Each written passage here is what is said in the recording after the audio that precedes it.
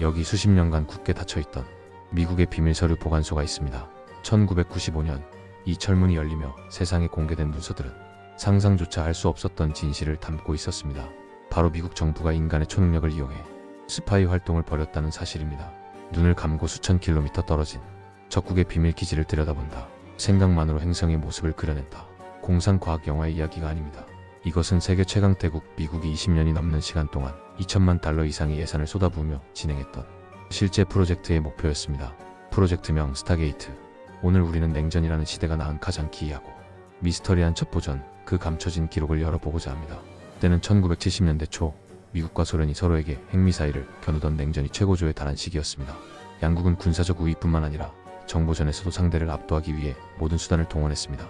그러던 중 CIA의 귀에 충격적인 첩보가 입수됩니다. 소련이 사이코트로닉스, 즉 정신에너지를 이용한 무기 개발에 막대한 투자를 하고 있다는 것이었습니다.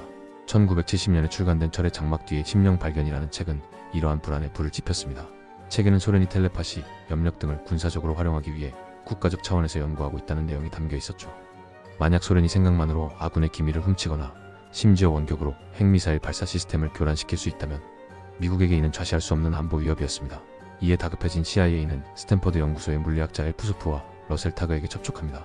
초심리학, 즉 초능력 현상을 과학적으로 연구해달라는 비밀스러운 의뢰였죠. 처음에는 작은 연구로 시작된 이 프로젝트는 곧 미 국방정보국으로 이관되며 곤돌라 위시, 그릴 프레임 등 여러 암호명을 불리다가 마침내 스타게이트 프로젝트라는 이름 아래 통합됩니다. 그들의 주된 연구 분야는 바로 원격 투시였습니다. 원격 투시는 특별한 감각기관을 사용하지 않고 오직 정신을 집중해 멀리 떨어져 있거나 숨겨진 목표물에 대한 정보를 얻는 능력을 말합니다.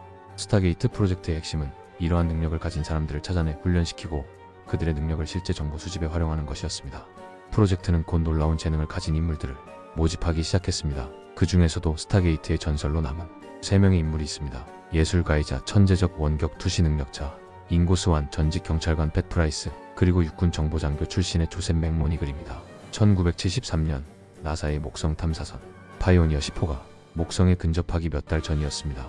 연구원들은 잉고 스완에게 아주 특별한 목표물을 제시합니다. 바로 목성이었죠. 스완은 눈을 감고 정신을 집중했습니다. 그리고 그가 묘사하기 시작한 목성의 모습은 당시 천문학자들을 깜짝 놀라게 했습니다. 그는 목성에 희미한 고리가 있다고 주장했습니다. 당시 과학계에서는 토성처럼 목성에도 고리가 있을 것이라고는 상상조차 하지 못했습니다. 연구원들은 스완이 토성과 착각한 것이라 여겼죠. 하지만 1979년 보이저 1호가 목성에 도착해 보내온 사진에는 선명한 고리가 존재했습니다. 스완은 어떻게 수년 전에 수억 킬로미터 떨어진 행성의 모습을 정확히 꿰뚫어 본 것일까요? 1974년 CIA는 전직 경찰관 팻 프라이스에게 위도와 경도 좌표 하나만을 던져주었습니다. 목표는 소련의 세미팔라틴스크 지역에 위치한 미확인 시설. 당시 미국의 첩보 위성은 그곳에 정체불명의 건물이 있다는 것 외에는 아무것도 알아내지 못하고 있었습니다.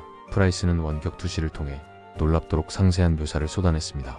그는 거대한 레일 위에 설치된 2대의 겐트리 크레인, 지하 벙커로 이어지는 입구, 구형의 강철 구조물 등을 정확히 그려냈습니다. 심지어 그곳에서 원자 폭탄을 조립하고 있다는 핵심 정보까지 지목했습니다. 몇 년 후 미국의 정찰 위성이 촬영한 고해상도 사진은 프라이스의 묘사가 거의 완벽하게 일치했음을 증명했습니다. 그곳은 소련의 핵무기 개발 단지였던 것입니다. 아무런 사전 정보 없이 오직 좌표 하나만으로 적국의 1급 비밀 기지를 손바닥 보듯 들여다본 이 사건은 CIA와 국방부에 엄청난 충격을 주었습니다. 이른바 8잔의 마티니 결과라고 불릴 정도였죠. 너무나 놀라워서 관계자들이 마티니 8잔을 연거푸 마셔야 했다는 뜻입니다. 1번 요원으로 불린 조셉 맥모니글은 스타게이트 프로젝트가 배출한 최고의 원격 투시 요원이었습니다. 그는 수많은 실전 임무에 투입되었습니다. 1979년 이란의 미 대사관 인질 사건 당시 인질들의 위치를 추적했고 리비아의 화학무기 공장 위치를 특정했으며 바다 깊은 곳에 침몰한 소련의 신형 잠수함을 찾아내는데 결정적인 정보를 제공하기도 했습니다. 그의 공로는 공식적으로 인정받아 군 정보요원으로서는 이례적으로 공로원장까지 수여받았습니다. 국가가 그의 초능력을 실제 정보 활동의 성과로 인정한 셈입니다. 맥모니글 자신은 자신의 능력을 초능력이 아닌 훈련으로 개발된 직관의 한 형태라고 설명합니다. 이처럼 놀라운 성공 사례들에도 불구하고 스타게이트 프로젝트는 끊임없는 의심과 논쟁에 휩싸였습니다. 과연 원격 투시는 실제 아는 능력일까요? 비판론자들은 이러한 성공이 단순한 우연의 일치이거나 실험 과정의 허점 때문이라고 주장합니다. 예를 들어 실험 진행자가 무의식적으로 힌트를 주었을 가능성, 즉 감각 유출의 문제를 제기합니다.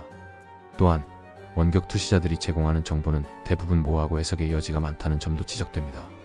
수많은 실패 사례 속에서 우연히 맞아떨어진 몇몇 성공 사례만 부풀려졌다는 것이죠. 하지만 프로젝트에 참여했던 과학자들과 통계학자 제시카 워츠와 같은 학자들은 반박합니다.